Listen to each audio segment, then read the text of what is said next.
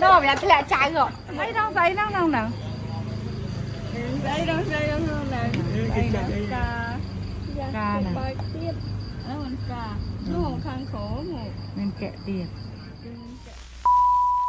ជំរាបសួរស្ដីបងប្អូនទាំងអស់គ្នាថ្ងៃដែលខ្ញុំផុសហ្នឹងគឺចេញវីដេអូរៀងឡាតែកាលពីសំមិញគឺចំថ្ងៃមកដដែលត្រូវជាថ្ងៃទី11ខែ5ព្រោះតែរវល់ពេកទើបចេញវីដេអូរៀងយឺត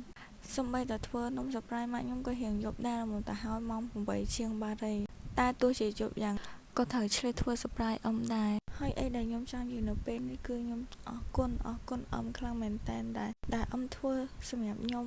មិនសម្រាប់តែខ្ញុំទេសម្រាប់បងប្អូនទាំងអស់គ្នាកូនគ្រប់គ្នាគឺអ៊ំលះបង់គ្រប់យ៉ាងមិនថាកម្លាំងកាយចិត្តទោះហត់ប៉ុណ្ណាឈឺប៉ុណ្ណាក៏អ៊ំអត់ដែលចេះរុញរាយអត់ដែលចេះល្អថាហត់មិនទេហើយអ៊ំតែងតែរៀបចំឲ្យកូនអត់ដែលឲ្យកូនខ្វះខាតមុខខអត់ឲ្យពីណាមើងងាយកូនអត់ឲ្យពីណាធ្វើបាបទឹកចិត្តកូនបានដាច់ខាតហើយតាំងពីទូចដល់ឥឡូវប៉ាហើយនឹងអ៊ំតែងតែការពារកូនរហូតមកជាកម្លាំងកាយជាកម្លាំងចិត្តជំរុញកូនរហូតមកមិនថាកូនចង់រៀនអីធ្វើអីគឺអត់ដែរចាស់ហាមេមានតែគាំទ្រជំរុញទឹកចិត្តបន្ថែមសូម្បីតែឥឡូវកូនមានគ្រួសារក៏ដោយក៏ប៉ាអ៊ំមើលថែដូចកូននៅក្មេងអញ្ចឹងហើយតាំងពីតូចខ្ញុំឆ្ងល់ខ្លាំងមែនតើមិនបានប៉ាអ៊ំខំម៉េះខំសឹងតែគ្មានពេលសម្រាប់ខ្លួនឯងដល់ពេលមានគ្រួសារមានកូនខ្លួនឯងទើបដឹងថា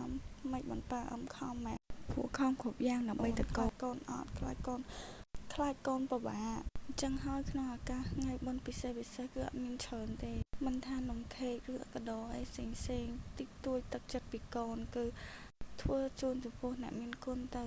ពួកគាត់អត់ដែរចេះទៀមទាត់ដែរចេះសួរនាំអីចង់បានពីយើងទេព្រោះតែគាត់ខ្លាចរំខានកូនអញ្ចឹងមិនថាទោះជានំឬជាកាដូអីផ្សេងក៏ដោយដែលអ្នកគ្នាគិតថាចង់ surprise គាត់អ្នកទាំងអស់គ្នាធ្វើទៅដោយសារតែពេលវេលាគឺអត់អាចនៅចាំយើងបានរហូតទេចឹងបើសិនជាមានឱកាសហើយអ្នកគ្នាស្វែងយកឱកាសហ្នឹងកុំឲ្យឱកាសហ្នឹងបាត់បង់ហើយទៅមកស្ដាយក្រោយខ្ញុំសូមជូនពរប៉ានិងអ៊ំខ្ញុំនិងអ្នកម្ដាយអ្នកមានគុណគ្រប់រូបឲ្យជួបតែសេចក្តីសុខមានស្នាមញញឹមច្រើនមានសុខភាពផ្លូវចិត្តរឹងមាំហើយមានអាយុវែងនៅចិត្តកូនចៅបានយូររហូតទៅរំលឹកអ្នកម៉ែមានគុណអ្នកមានបុណ្យសូមលោករស់នៅជាម្លប់ក៏នឹងតបគុណឲ្យបានសុខដាក់ជាតិលួយទៀតចែកគ្នាកូនហាស៊ីមានបានដែរបានហើយប៉ុណ្ណាអើលក់មើល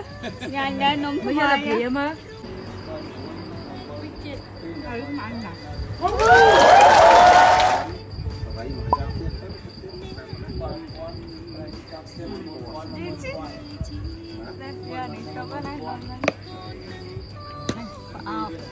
កាដូហីហាឡូ